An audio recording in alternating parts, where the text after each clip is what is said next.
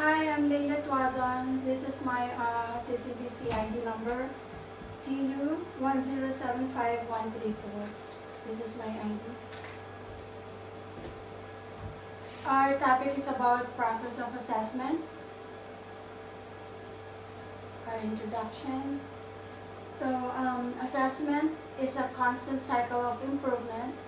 After implementing an assessment plan and measuring student learning outcomes, departments, programs, and units need to analyze the result obtained and use those results to make necessary changes or improvements to the units or program. The first one is intelligence assessment. So intelligence assessment is the development of behavior forecast or recommended courses of action to the leadership of an organization based on wide ranges of available overt and covert information. Assessments developed in response to leadership and declaration requirements to inform decision making. So how is intelligence assessed? If we compare the mental age of a person to the person's chronological age, the result is the IQ, a measure of intelligence that is adjusted for age. A simple way to calculate IQ is by using the following formula. IQ is equal to mental age divided by the chronological age multiplied by 100. So we have different types of intelligence tests. The most common types of IQ tests are Stanford Binet Intelligence Scale, Universal Nonverbal Intelligence, Differential Ability Scales, Peabody Individual Achievement Test, Wechsler Individual Achievement Test, Wechsler Adult Intelligence Scale, and Woodcock-Johnson third test of cognitive disabilities. So the more frequent use of better intervention is a step forward in the prevention of unnecessary evaluation and the possibility of misdiagnosis and over-identification of special education students. So the use of specific academic intervention based on type of academic performance problems may prevent inappropriate special education referrals. So teachers can determine the possible reason for the academic difficulty, provide an intervention, and determine if the intervention improves performance.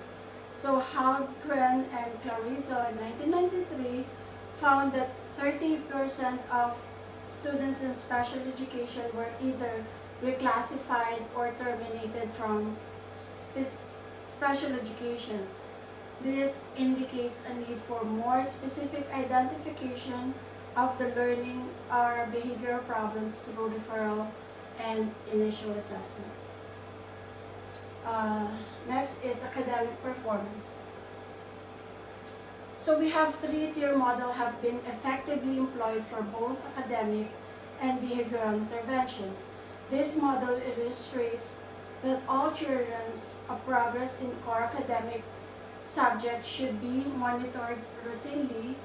Monitoring can occur using standardized instruments such as state-mandated assessment tools, teacher-made tests, and measure of general academic performance in the classroom. So this is a model of a three-tier model. So for this model, I'm gonna discuss the academic part, the system.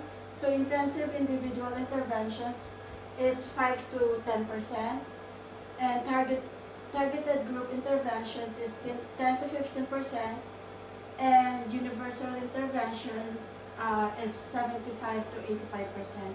And I will discuss the behavioral system on for the behavior part.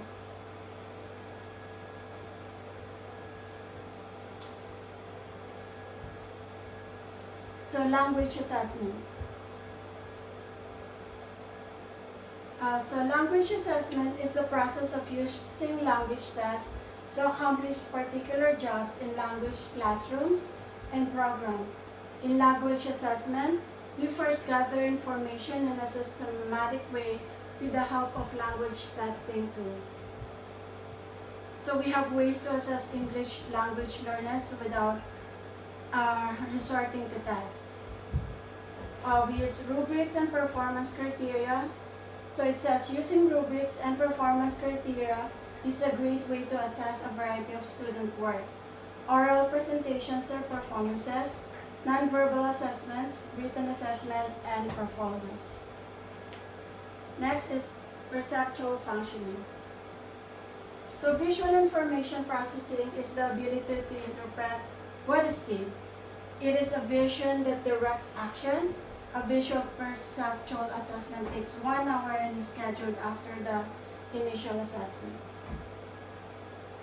Example of perceptual learning include developing an ability to distinguish between different odors or musical pitches and an ability to discriminate between different shades of colors. So we have common standardized assessment like baking tray test, clock drawing test, comb and razor test, line bisection test, trail making A and B, and BELS test. Next is behavior assessment. So in the routine assessment of students' behavior is observed, progress is monitored and evaluated, and interventions are planned when students do not make needed progress. So the teacher observes behavior, gathers information about the students, and makes instructional changes according to the information obtained. Students who do not respond to intensive interventions and continue to have academic difficulties may require additional assessment and evaluation for possible special education support. This process, known as response to interventions or RTI, should result in 3 to 5% of students requiring a full evaluation of exceptional learning needs or special education.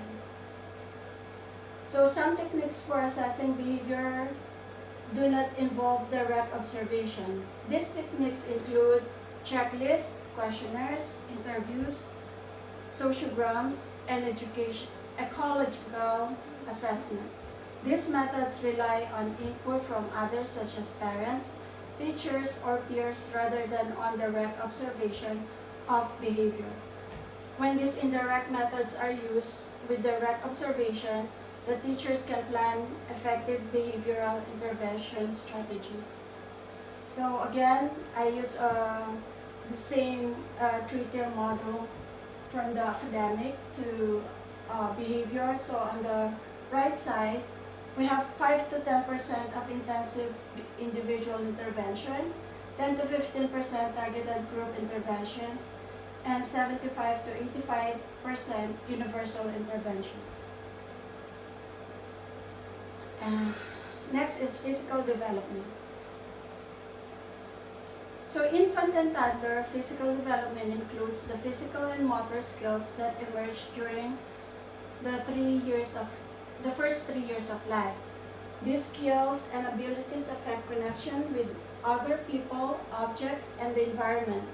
This lesson will further define physical development of infants and toddlers, as well as offer an opportunity to think about the importance of physical development for infants, toddlers, and adults.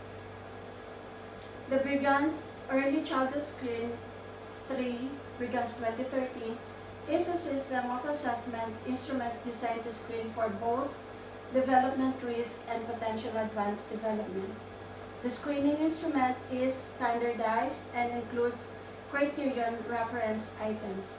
The areas assessed include physical development, language development, and academic skills, and cognitive development. So cognitive A, we have physical development is connected to cognitive development thinking skills in infants. So 7 months olds are given a toy when the infants use their motor skills to push a button. They hear an exciting sound. The infants are presented with the toy again after a period of wait time.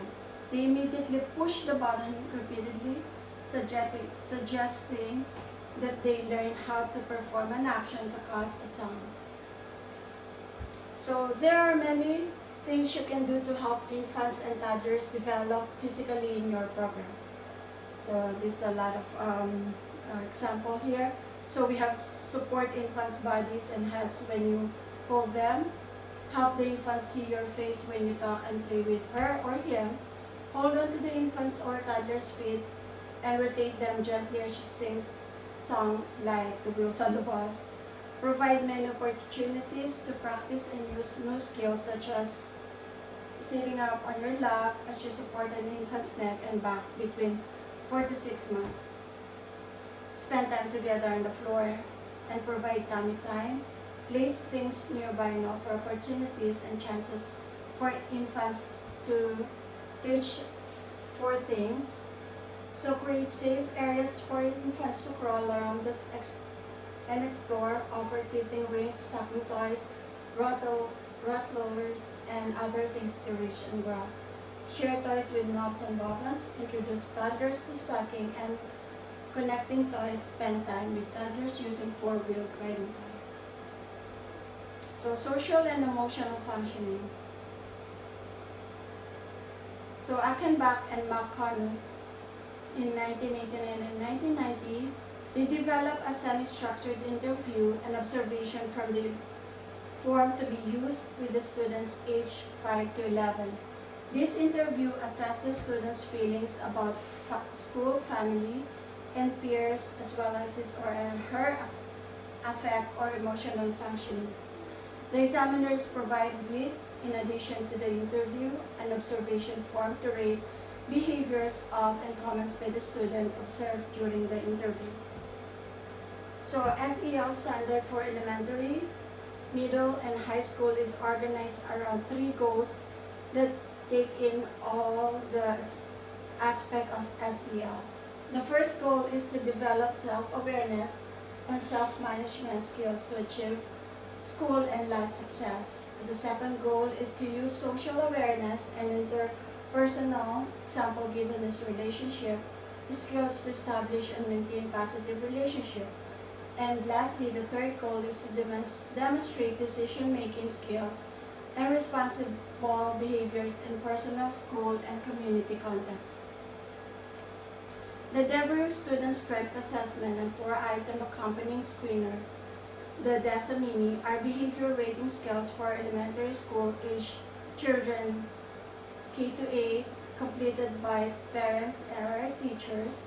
The DESA measures child strength that map very directly onto the SEL skills described here. Specifically, it provides rating on 72 items across 8 scales, including optimistic thinking, self-management, goal-directed behavior, self-awareness, social awareness, personal responsibility, decision-making, and relationship skills. So again, assessment is a constant cycle of improvement. After implementing an assessment plan and measuring student learning outcomes, departments, programs, and units need to analyze the results, obtain and use those results to make necessary change or improvements to the unit or program. So these are just the references from Terry Overton, which we use in this class, Assessing Learners with Special Needs, an Applied Approach, Pearson. So we have, I use udotopia.org, mayota.org, virtuallabschool.org, psychology.iresearchnet.com, richmond.k12.mi.us, and lastly, thefluent2.com. Thank you.